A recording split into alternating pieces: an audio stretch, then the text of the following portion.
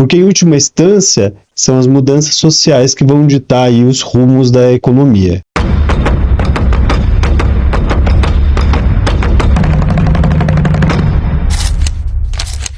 Olá, gente, sejam bem-vindos a mais um episódio do podcast Código da Identidade com Cristiane Diniz, e hoje eu vou entrevistar o Fábio Pestana. Ele é doutor em Ciências Empresariais e Sociais e gestor de fundos de investimentos. É com você, Fábio. Eu sou Fábio Pestana, sou gestor de fundos de investimento, doutor em Ciências Empresariais e Sociais. Hoje a gente vai ter uma conversa sobre economia, investimentos e sociedade. É um prazer estar com vocês. Fábio, para começarmos, em um país como o Brasil, entender essas conexões é muito essencial para quem empreende, investe e pensa no futuro. Vamos lá para a próxima pergunta. Doutor Fábio, como a sua formação em ciências empresariais e sociais te ajuda a enxergar a economia não só como números, mas como um reflexo da própria sociedade? Certo. É comum pensar na economia não como um espaço vazio. Granowerter, ele explica que a economia, na verdade, ela é um composto de uma rede de agentes econômicos, uma rede social. Essa rede social, ela envolve trocas, ela envolve várias questões de como a sociedade está se estruturando. Então, você for falar de investimentos, você for falar de qualquer mudança nessa realidade social, você tem que estudar como a sociedade está se direcionando e como ela está distribuída. De certa forma, a distribuição de capital, a distribuição de consumo e a distribuição de ideias. Porque, em última instância, são as mudanças sociais que vão ditar aí os rumos da economia. Doutor Fábio, quando falamos de economia, não tem como fugir de temas como sociedade, desigualdade e capital. Na sua visão, quais são os principais desafios que afetam diretamente o ambiente econômico e empresarial no Brasil? O ambiente econômico no Brasil, ele é afetado principalmente pela questão da desigualdade econômica, que é muito grande, a questão do acesso ao crédito, que é muito difícil ao empresário. Então, você comparar o Brasil com um país desenvolvido, que é o que a gente vai utilizar como padrão de discussão de criar realmente uma atmosfera, a tal da produtividade que os economistas vão chamar, mas basicamente de criar um ambiente de eficiência, a gente vai depender das pessoas terem dinheiro para o consumo, para o investimento e acesso ao crédito de forma que elas possam realmente fazer os investimentos devidos, né? O Brasil ele tem uma trajetória desigual que vem desde a sua origem exploratória, até mesmo as questões sociais agrárias mesmo, de distribuições de posses e o desenvolvimento dessa sociedade dentro desse circuito onde a educação entrou como prioridade muito recentemente, onde direitos básicos de outros países foram no Brasil constituídos muito recentemente. Existe uma relação muito clara entre desigualdade social, acesso ao crédito e desenvolvimento econômico? Como isso aparece na prática, no dia a dia, em pessoas e nas empresas? A gente tem uma distribuição social que os 40% mais pobres têm acesso a pouco mais do que 10% da riqueza. Então, essa esfera da sociedade, ela tem uma dificuldade de consumo, de investimento muito grande. O Brasil, se você for pegar todo o crédito dele em percentual do PIB, ele está em cerca de 55% hoje. Os países desenvolvidos é mais de 100%. Então mostra um ambiente muito mais dinâmico, onde o dinheiro tem muito mais fluidez para o empresário poder estar investindo, para as pessoas poderem estar investindo. E a gente tem tendências aí demográficas, a gente tem tendências de futuro que mostram grandes modificações para frente. Em 1960, um casal tinha em média 6 filhos. Hoje a média é 1,5 filho, 1,6, né? É que a gente não consegue ter 0,6 pessoas, mas numa sociedade a gente consegue. É 1,6, que é menos do que o que deveria ter para continuar com a mesma quantidade de habitantes. Cada vez menos, né? Cada vez menos. Então isso mostra uma tendência de mudanças sociais muito grande, não só no Brasil, isso é um pouco generalizado no mundo. Então tendências de, se você pega uma pessoa de baixíssima renda, é muito mais difícil ela constituir patrimônio hoje. Sim. Se você for ver no passado, por exemplo, 90% das mulheres em 1960, com 35 anos, estavam casadas. Sim. Em 2020, 30% das mulheres estão casadas. Então isso mostra um comportamento onde as pessoas estão vivendo muito mais solteiras. Sim, isso implica, por exemplo, na compra de patrimônio. Como ela vai constituir, como essas famílias e essas pessoas vão constituir patrimônio se elas não estão mais dividindo por dois a conta. Sim. Elas estão sozinhas tendo que fundamentar, fazer toda a gestão financeira, a gestão patrimonial delas. É uma mudança social grave. Sim. Né? O fato das pessoas terem menos filhos está direcionando para que as pessoas comprem apartamentos menores, comprem imóveis menores. E a demanda que o crescimento econômico gera de consumo, de criação de patrimônio, ela é muito grande, né? Então é dessa forma que essas mudanças implicam. Elas trazem dificuldades, trazem facilidades, sim, mas em geral hoje eu vejo como trazendo complexidades que estão sendo pouco discutidas na sociedade. Você falando de apartamentos menores, eu lembrei dos apartamentos de estúdios, que está em alta, né, aqui em São Paulo, né?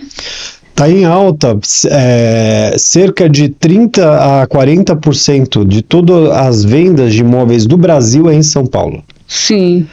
Então São Paulo é um local muito dinâmico. Mesmo em 2024, com o Brasil com um dos maiores juros do mundo, os imóveis cresceram as vendas em 30%. Sim. E os preços cresceram em 6%. Sendo considerado até mesmo, recentemente, saiu uma pesquisa que considerou São Paulo como um dos lugares mais seguros para o investimento imobiliário fora de bolha.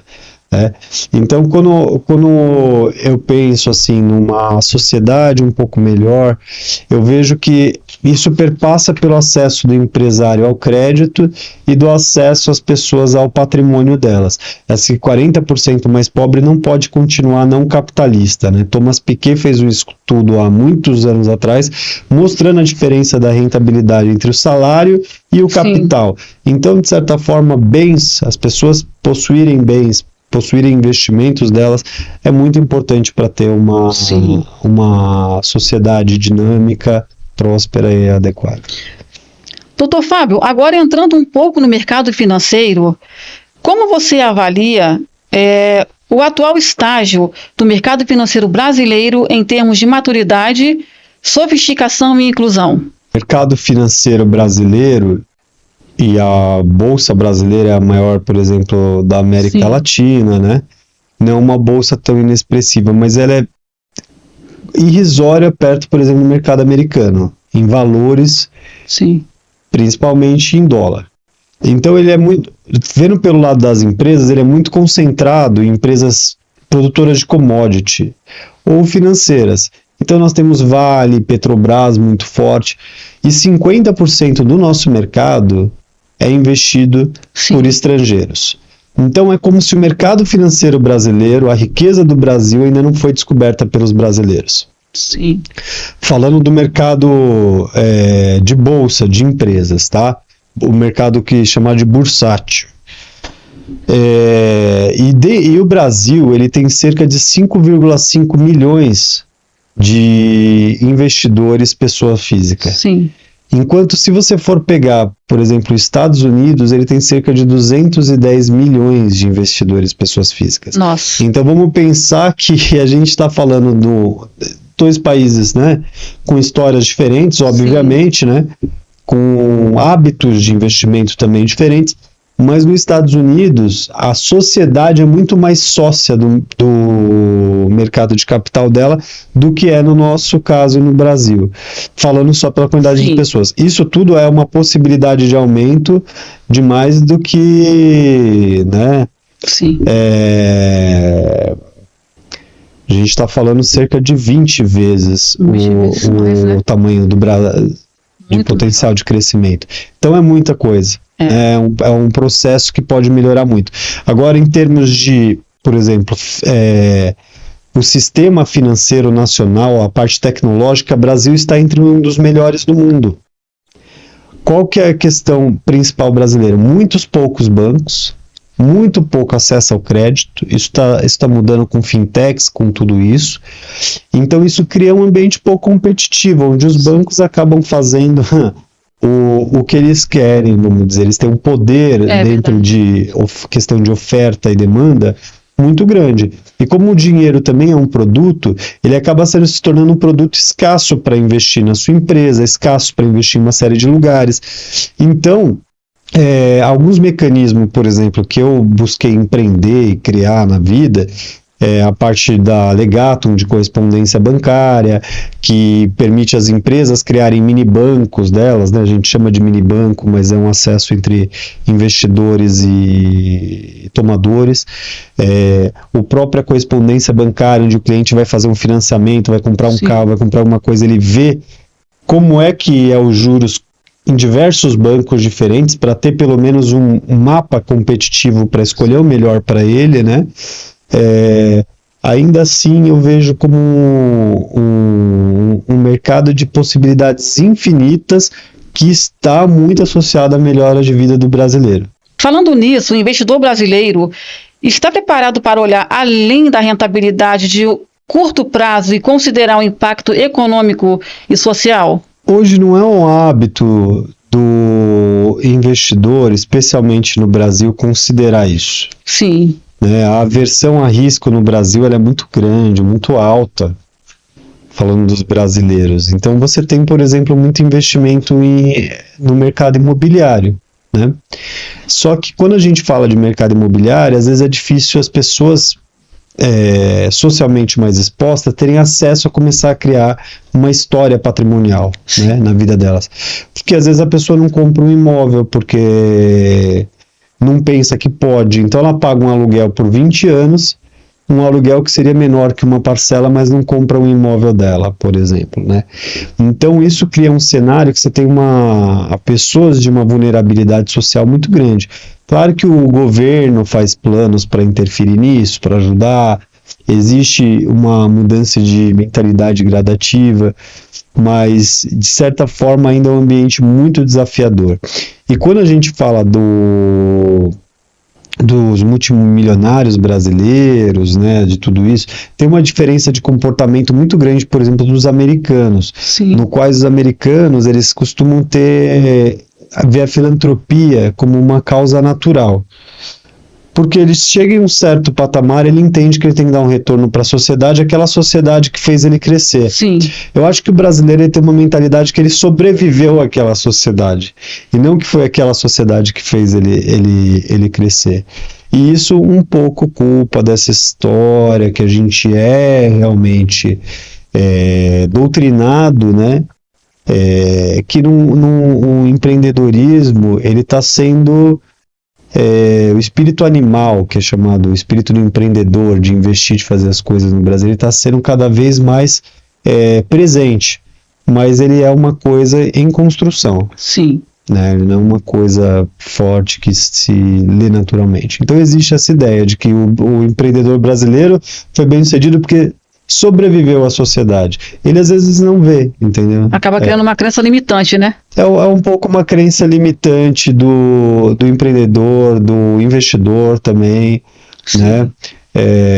Que não é tão verdade. Todos os países têm desafios. Sim, o Brasil tem vários desafios, como a gente falou anteriormente. Sim. Mas ainda assim é um ambiente de negócios onde bem frutífero, né? Exatamente.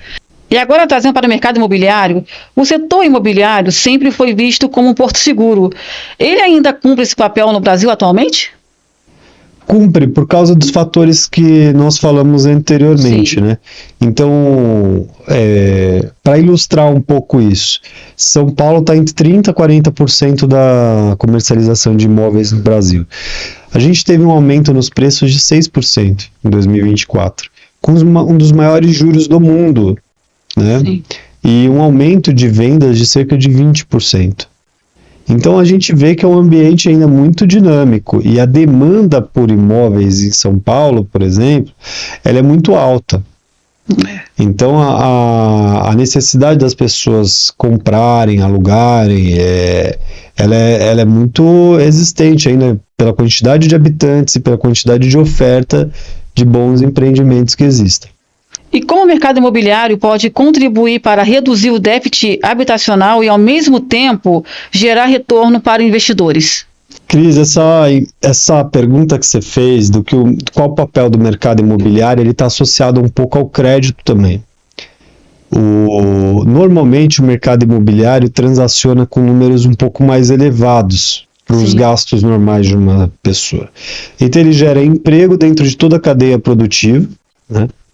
Ele gera renda e ele gera garantia para que o crédito possa ser ampliado de forma sustentável. Então, para que as pessoas possam gastar mais, investir mais na sociedade e tem um lastro, tem uma propriedade por trás que poderia servir para pagar aquilo. Então, a gente cria uma sociedade mais sólida. É engraçado, é como se o mercado imobiliário estivesse construindo uma sociedade mais sólida. Outro ponto é que, analisando a sociedade de forma geral, 1/3 da nossa população brasileira vive em moradias que não são adequadas. É verdade. Então, desde cortiços, favelas, tudo isso é um déficit habitacional muito grande que você tem. É verdade. Então, você tem um caminho grande ainda para o mercado imobiliário, e falando de potencial de lucratividade também grande. E o mercado de luxo, se for olhar, por exemplo, eu tenho uma imobiliária que é a Prospera Imóveis, ela vai vender tanto para o mercado de luxo quanto o Minha Casa Minha Vida, a moradia popular. O mercado de luxo, ele não tem crise, ele não vivencia crise, porque os ricos no Brasil, eles são bastante ricos. Então você vê que aquele preço vai subindo, é uma coisa sustentável. A maioria dos imóveis são pagos à vista, nem no crédito, pelas camadas da classe A, né? Então, e pelas camadas mais populares, a gente vê que ter um imóvel é um passo grande de solidez financeira para as famílias, para as pessoas. Independente se é uma família de uma mãe solteira, de uma pessoa solteira e por aí, com os caráteres da sociedade. Ela traz uma maior resiliência econômica também para o cidadão. Doutor Fábio, o senhor me disse sobre a Prospera. Fale mais um pouquinho sobre a Prospera, como que funciona a sua imobiliária? Dessas causas sociais todas que a gente falou, eu tentei traduzir em algumas empresas, alguns empreendimentos, né? A Prospera, ela vende imóveis, então ela vende tanto Minha Casa Minha Vida, imóveis populares, quanto imóveis de luxo, imóveis de investimento para construir propriedades, né? Fazer incorporação, tudo isso. Ela tem uma função social também. Porque quando você pega uma família, te dei o exemplo de uma pessoa que passa 20 anos pagando um aluguel e ela sai ali depois de 20 anos sem absolutamente nada. Se ela tiver um desemprego depois daquilo, ela não tem aquele dinheiro guardado, ela realmente... não investiu, né? Não investiu, ela gastou. Enquanto partida, se ela comprou imóvel, ela consegue lá dar uma entradinha e tal, comprar o bem dela, ela pagou por 20 anos aquele imóvel, ela pode vender, ela pode continuar morando ali e renegociar aquele financiamento de uma forma diferente, uma crise, né? Em última instância, ela está investindo aquele mesmo dinheiro que estaria fazendo. E a parte da Legato, eu busco ajudar tanto os empresários na captação de dinheiro mais barato, mais sólido, né? Quanto a investidores. Às vezes o empresário vai e investe num CDB e está recebendo 10% ao mês. É muito pouco, né? É pouco para os juros hoje no Brasil. Só que ele mesmo paga para pegar dinheiro para a empresa dele 20. Exatamente. Então ele mesmo poderia ser, vamos dizer assim, a pessoa para incentivar aquele mini banco dele. A parte de correspondência bancária eu acho que é uma coisa legal, porque os bancos, por terem poucos, eles determinam que juros eles querem pagar. Exatamente. A correspondência bancária faz o quê na Legatum? Ela vai, analisa ali vários bancos diferentes e a pessoa olha e fala assim, pô, esse banco aqui ia me cobrar um juros menor. Agora, vamos supor que você vai pagar uma parcela de R$5.000 e vai mudar para R$4.000. Essa parcela, esses R$1.000 em 30 anos, ele faz uma diferença gigante. Por ano é 33 mil reais de diferença. Em 10 anos são 330 mil reais que a pessoa colocou no banco por causa de R$ 1.000 de desconto. Então é importante fazer uma análise maior e essa assessoria financeira serve para isso. A Prospera serve para criar o canal para a pessoa não ir num stand de vendas e sair com o imóvel dela sem analisar. Ela apresenta várias oportunidades diferentes para a pessoa fazer uma compra inteligente financeira baseada na realidade dela. E a Legatum ela vai ajudar o empresário e o investidor dentro de buscar ter um capital melhor, uma assessoria financeira melhor. Prospera, ela busca, eu estou numa parte técnica, né, como na área de investimentos ali, então eu dou um apoio. Quem trabalha mesmo na Prospera é o corretor, que ele tem a oportunidade de vender e não tem uma postura predatória com ele é um parceiro, ele não é um funcionário, ele não é um escravo da empresa, ele é um consultor especializado, que a missão dele é encontrar um cliente que ele vai estar ajudando o cliente, não prejudicando. Então ele vai encontrar algo para o cliente dele, que ele ajude o cliente dele a criar uma história mais próspera na vida dele. Sim. Em conjunto ele cria também e, para a alegria dos sócios, a razão social das empresas é a obtenção do lucro também. Sim. É um ganha-ganha. Os clientes também têm oportunidade, não só quem decide trabalhar como um corretor ou corretora, mas também os clientes têm acesso, né?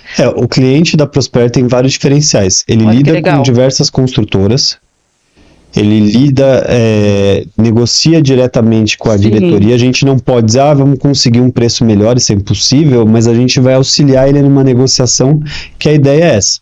É que ele compre um bom investimento, não só uma decisão confortável. Uma decisão confortável e que ele tenha essa negociação ocorrendo da melhor forma para ele. Doutor Fábio, quais são os erros mais comuns entre empresários ao buscar o crédito ou investimento? Bem, a gente está num cenário que o Brasil tem uma das taxas de juros mais altas do mundo. Sim. Então é importante a gente analisar isso e o empresário saber disso. E o desafio do empresário é ter a gestão de fluxo de caixa dele para a atividade operacional e fazer investimentos de maneira planejada e sólida que vão fazer com que ele possa ampliar a produção, lucrar mais, enfim. O empresário, às vezes, ele vai buscar o acesso ao banco quando ele está sem dinheiro para resolver os problemas operacionais dele. Aí ele passa a pegar um carro, uma taxa de juros muito alta, ele é obrigado a aceitar aquilo e entra dentro de um endividamento descontrolado. Nossa. Esse endividamento descontrolado ele passa a ser muito nocivo. Não veio de um planejamento, por exemplo, que ele vai lá numa assessoria financeira. O melhor crédito para mim é esse, para eu fazer esse investimento que eu quero fazer, seja uma reforma, seja alguma coisa. Eu vou fazer um mini banco, eu vou passar a acessar o capital de uma forma mais segura para eu ter versatilidade dentro da minha operação. Não. Simplesmente aconteceu dele precisar de dinheiro num ambiente de juros muito caro e ele acaba se complicando, de certa forma, quando isso acontece. Qual a solução? Né? Em um ambiente de juros caros, os investimentos têm que ser planejados, inclusive os investimentos dele na empresa. Às vezes, como eu estava falando para você, na hora de investir, ele investe num CDB que dá 10% para ele, e na hora dele pegar crédito para a empresa dele, ele paga 25%. Você concorda que ele poderia, de certa forma, equalizar isso? Sim. Ele diminuir o custo de crédito dele, aumentar a rentabilidade dele, se ele, por exemplo, emprestasse para a própria empresa dele. Entendi. Né? E daria a possibilidade de outros também investir. Hoje a taxa básica de juros, quando a gente está falando, é 15%. Né? Então tem um potencial gigante para fazer operações financeiras que elas aparentemente são complexas, é difícil de entender, mas quando você vai ver é muito simples, é questão de estruturar um pouco melhor para ter um ganho tributário, é questão de fazer ali um mapeamento, não fechar com o primeiro banco, ver resposta de vários bancos, então a parte de correspondência bancária, e tomar decisões um pouco mais embasadas nessa parte financeira também. Que às vezes o empresário vive no sufoco, quem sabe o que é, não tem tempo de tomar as melhores decisões. Sim. E isso acaba custando caro. E para finalizar nossa conversa, doutor Fábio, Qual conselho o senhor deixaria para os empresários e investidores que querem crescer de forma sustentável, equilibrando retorno financeiro e impacto social? Olhem para a sociedade. Eu, 15 anos no mercado financeiro, fui estudar sociologia para olhar para a sociedade, o comportamento da sociedade. Pensar no que a sociedade precisa. Sim. Pensar que você achar uma solução em larga escala para as pessoas é muito lucrativo. E não tenha medo de investir no Brasil. Não tenha medo de investir na cadeia produtiva. Se hoje o juros está muito alto e o empresário pode se dar o lucro de viver, o investidor pode se dar o lucro de viver, às vezes, dessa rentabilidade do governo, unicamente, ou de grandes empresas no Brasil, ele pode também investir na sociedade, criando uma sociedade melhor e tendo um potencial de lucro grande. Só tem que fazer a coisa de uma forma estudada, bem planejada, com um olhar atento ao que a sociedade tem de melhor para oferecer e, de certa maneira, empresário e investidor são trabalhadores para o desenvolvimento de uma sociedade melhor. Muito bom. Quero agradecer por aceitar meu convite. Espero você aqui numa próxima. Obrigada, Fábio. Muito obrigado, Cris, pelo bate-papo. Espero que vocês tenham gostado. Gente, esse foi mais um episódio do podcast Código da Identidade. Espero ver vocês no próximo episódio. Tchau, tchau.